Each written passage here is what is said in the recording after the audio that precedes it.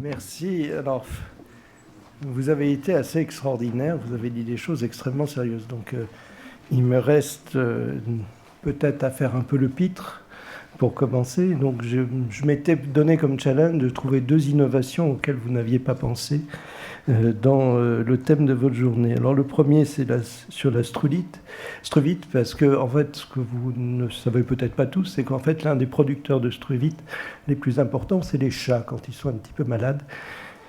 Ils ont des problèmes qui font qu'ils génèrent des petits caillots de strulite. Donc on pourrait très bien imaginer effectivement de faire de la récupération de strulite dès lors que vous aurez trouvé évidemment les pistes de valorisation directement sur les chats, ce qui permettrait de résoudre les questions posées par Jacques Le Saffre des chemins plutôt que de les duler. Alors ça pose quelques difficultés techniques, c'est qu'il faut arriver à les prélever de façon non destructive, ce qui n'est pas totalement résolu aujourd'hui, malgré quelques essais, mais peu concluants. Et d'autre part, pour la cinquantaine de tonnes dont vous parliez, il me faut à peu près 5 millions de chats, mais c'est à peu près à l'ordre de grandeur de ce dont on dispose. Le deuxième point, alors ça ne résout pas les problèmes de gaz à effet de serre, mais j'ai compris que vous aviez quand même de gros problèmes de protoxyde d'azote. Alors, le protoxyde d'azote, vous savez que c'est le gaz hilarant. Donc, finalement, on a vu tout à l'heure qu'on était capable d'alimenter, enfin de réchauffer le stade Vélodrome avec la récupération d'eau sur les eaux usées. On a vu que le SIAP faisait aussi des gros efforts. Il y a un certain nombre de clubs de foot et de manifestations dans lesquelles un petit peu d'euphorie mettrait du bien. Donc, moi, tant qu'à faire de les émettre dans l'atmosphère, on les diffusera à travers les stades de foot. Peut-être qu'on arriverait à avoir une ambiance un petit peu plus sereine. Voilà, c'était mes 2 idées, excusez-moi. Alors, j'en viens maintenant à mon propos. Le premier propos, c'est celui du besoin et de l'attente du public. Vous l'avez évoqué à de nombreuses reprises, j'étais très content de ça. Qu'est-ce que les gens attendent avec cette difficulté ? Laurent Roy disait, ce qui est important, c'est d'arriver à avoir un match une réunion entre la demande du maître d'ouvrage et l'offre technique.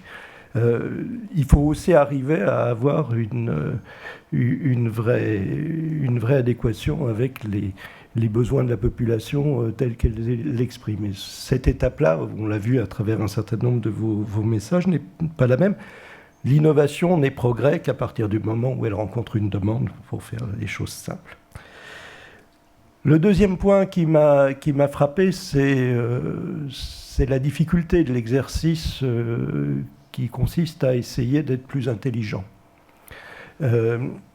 Essayer d'être plus intelligent, en général, ça consiste à poser en des termes nouveaux le problème qu'on traitait habituellement. Et vous en avez montré et fait la preuve dans le périmètre des stations d'épuration du futur. Et on a bien vu que chaque fois qu'on commençait à rentrer dans cette analyse plus globale de ce à quoi sert une station d'épuration, ce à quoi elle pouvait servir, immédiatement on était interpellé par la question: mais cette station, ce n'est qu'un maillon d'une chaîne plus complexe, ce n'est qu'un maillon d'un système de production plus complexe. Et donc, où sont les limites de notre intelligence du système pour arriver à améliorer la performance ? Et en même temps, on s'est rendu compte que la complexité des objectifs faisait que l'excellence dans un domaine n'était pas nécessairement synonyme de performance globale, et qu'un certain nombre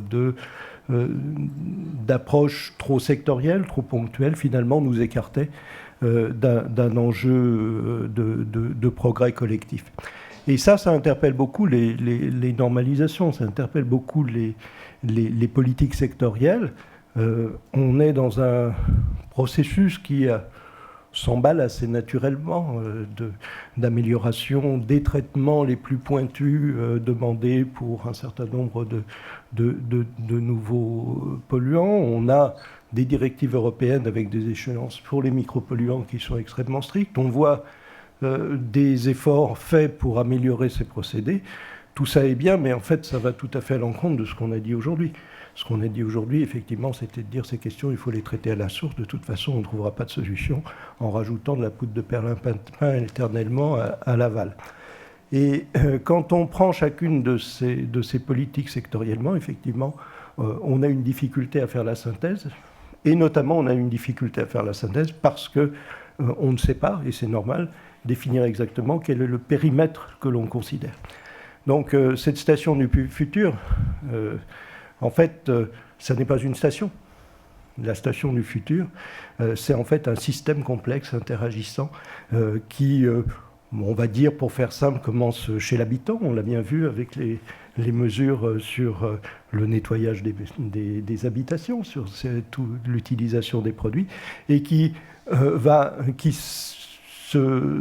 se met, on a parlé de la séparation de l'urine et des fesses tout à l'heure abondamment, donc on est bien effectivement à la génération et à la recherche d'une intelligence globale des bons circuits, et puis ça va jusqu'à des mécanismes de valorisation dans de nombreux domaines. Mais finalement, l'échelle à laquelle on essaye de prendre en compte la question est tout à fait déterminante, et je pense que même si on voit qu'il y a des pistes de progrès extrêmement ancrées dans l'amélioration du patrimoine des stations existantes et de leur conception, il y a beaucoup de choses à faire dans un espace un petit peu plus large. Donc, je crois que l'Agence de l'eau a eu vraiment très raison de dire qu'on est sur un enjeu du XXIe siècle, l'évolution, le changement de paradigme. Alors, le changement de paradigme, je ne voudrais pas revenir au débat sur les moyens d'uriner, mais je remarque quand même que je dois être le 17e homme à intervenir après 2 femmes. Donc on a des paradigmes qui vont évoluer. Je pense que la situation ne sera pas la même d'ici une dizaine d'années. Il faut des lieux d'échange pour aborder ces questions qui sont complexes, et pas pour autant compliquées, qui sont complexes parce que les enjeux sont complexes. Pas compliqués parce qu'il faut accepter de se poser des questions simples. Combien ça coûte, où est-ce que... Enfin, re-questionner toute cette technique par des questionnements simples paraît une de très bonnes méthodes. Mais c'est globalement, effectivement, des périmètres compliqués. Donc, il faut accepter de traiter cette complexité d'échelle, et pour ça, il faut des lieux d'échange. Celui-ci en a été un merveilleux. Moi, j'ai beaucoup appris, et c'était extrêmement intéressant. Je trouve que cette initiative et l'importance de l'assistance qui est réunie montrent que ces sujets sont importants. Il y a évidemment beaucoup d'autres lieux. Vous seriez surpris que je ne dise pas un petit mot de l'ASTE. J'en suis plus le président, mais je l'ai été pendant quelques années. Ça fait aussi partie des lieux d'échange où ce genre de questions sont abordées. Bien sûr, ici, le Grès à Lyon. Bien sûr, d'autres associations. Et bien sûr, IWA, dont on a parlé tout à l'heure, dont l'ASTE est d'ailleurs la branche française.